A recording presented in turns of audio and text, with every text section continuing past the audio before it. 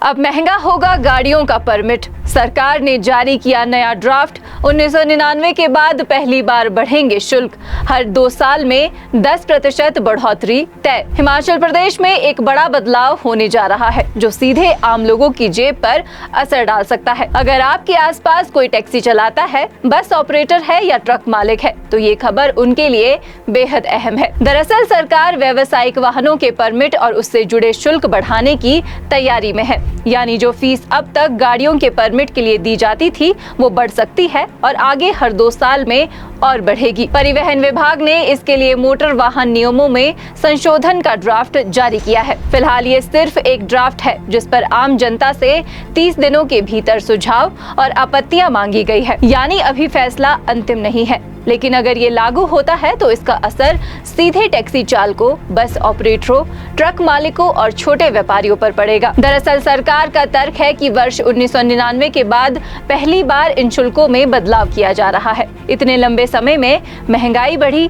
संचालन लागत बढ़ी, लेकिन परमिट शुल्क में कोई खास बदलाव नहीं हुआ। इसी को आधार बनाकर अब नई दरें प्रस्तावित की गई है।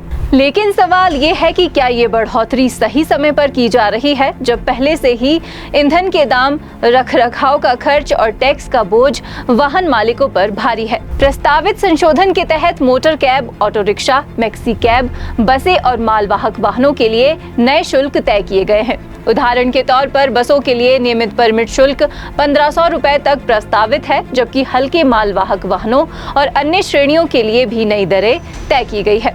सबसे अहम बात यह है कि सरकार ने सिर्फ एक बार ही नहीं, बल्कि हर 2 साल में 10% शुल्क बढ़ाने का प्रावधान भी रखा है। यानी आने वाले समय में ये बोझ लगातार बढ़ता रहेगा। ये फैसला सिर्फ कागजों तक सीमित नहीं रहेगा, बल्कि इसका असर आम जनता की जेब पर भी पड़ेगा, क्योंकि जब ट्रांसपोर्ट महंगा होता है तो उसका सीधा असर किराए और सामान की कीमतों पर पड़ता है। टैक्सी और बसों के किराए बढ़ सकते हैं, वहीं मालवाहक वाहनों के महंगे होने से रोजमर्रा की चीजें भी महंगी हो सकती है। यानी ये मुद्दा सिर्फ वाहन मालिकों का नहीं, बल्कि हर आम नागरिक से जुड़ा हुआ है। हालांकि सरकार ने ये जरूर कहा है कि अभी ये ड्राफ्ट स्टेज पर नहीं है और जनता से सुझाव मांगे गए हैं।